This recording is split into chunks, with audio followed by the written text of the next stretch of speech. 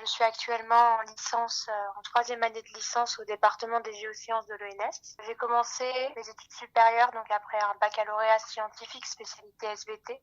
Donc en commençant par une année de PACES, j'étais intéressée par à peu près toutes les matières scientifiques et que j'ai choisi PACES à ce moment-là. Mais à la suite de cette année de PACES, je me suis rendu compte que c'était pas les matières médicales qui m'intéressaient, mais plutôt les géosciences et la physique. Et donc j'ai recommencé une licence de physique et mathématiques à Grenoble, donc dans la même ville où j'avais fait ma PACES. Et en deuxième année de licence, j'ai candidaté au département de géosciences de l'ENS. Quand j'étais en PACES, avant de décider d'arrêter les études de médecine, j'ai regardé s'il y avait des doubles cursus médecine-sciences, pouvoir faire par exemple un peu de physique à côté de la médecine ou éventuellement un peu de biologie. Et donc en cherchant ces doubles cursus, je suis tombée sur les cursus à l'ENS. Et donc c'est comme ça que j'ai appris l'existence de cette école. Et ensuite j'ai navigué dans les différents départements que l'ENS proposait. Et je me suis retrouvée dans le département des géosciences. Alors en géosciences, donc c'est assez spécifique à chaque département. Donc on envoie un dossier, donc avec lettres de motivation, CV, les notes depuis le baccalauréat.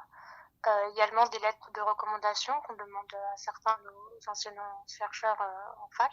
Si le dossier est sélectionné, on est rappelé pour aller passer un oral. Dans mon cas, c'était un oral de 30 minutes où on avait une présentation de 15 minutes, donc sur un sujet au choix en lien avec le département des géosciences. 15 minutes de questions, que ce soit sur la présentation ou des questions plus générales en lien avec les thématiques du département. Alors j'avais quelques questions, donc j'ai tout simplement contacté une étudiante du département que j'avais retrouvée sur les réseaux sociaux. Après, pour préparer l'oral, j'ai pris une thématique de recherche récente et j'ai regardé quelques séminaires de recherche sur cette thématique. C'est un peu mitigé parce que quand on vient de faculté, justement, on n'a pas eu beaucoup d'entraînement sur ce type d'épreuve orale. Du coup, on ne sait pas vraiment si on a vraiment réussi cette épreuve ou non quand on sort après. Parce que forcément, il y a certaines réponses qu'on est incapable de répondre. Du coup, ça, on n'en a pas forcément l'habitude et ça peut être un peu déstabilisant. Donc, j'étais vraiment mitigée à la fin de mon oral. Je savais que certaines choses s'étaient bien passées et que d'autres, pas du tout. Donc, je savais pas trop quoi en penser. Il n'y a aucune différence entre les étudiants qui sont passés par le concours étudiant et les élèves qui sont passés par le concours prépa. La seule différence, c'est la rémunération que les élèves ont parce qu'ils ont le statut de fonctionnaire stagiaire. Mais c'est vraiment la seule différence qui existe entre étudiants et élèves à l'UNES. En tant qu'étudiant, on n'a par exemple pas l'engagement décennal que les élèves fonctionnaires vont avoir derrière.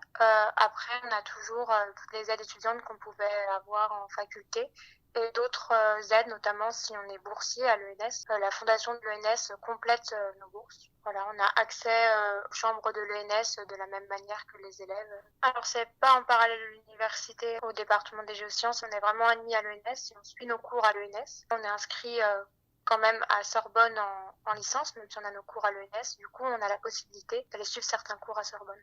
Pour le niveau, c'est une question, je pense, pas facile à répondre parce que ça dépend énormément du cursus que la personne a fait et du parcours et à mon avis, de ses motivations. C'est plus une motivation qui ressort à la fois des notes, de la lettre de motivation, je pense, qui vont permettre aux candidats d'être admissibles. Et c'est pas parce que dans certaines matières, on s'en est pas très bien sorti qu'il faut se censurer et ne pas essayer de candidater si on en a envie.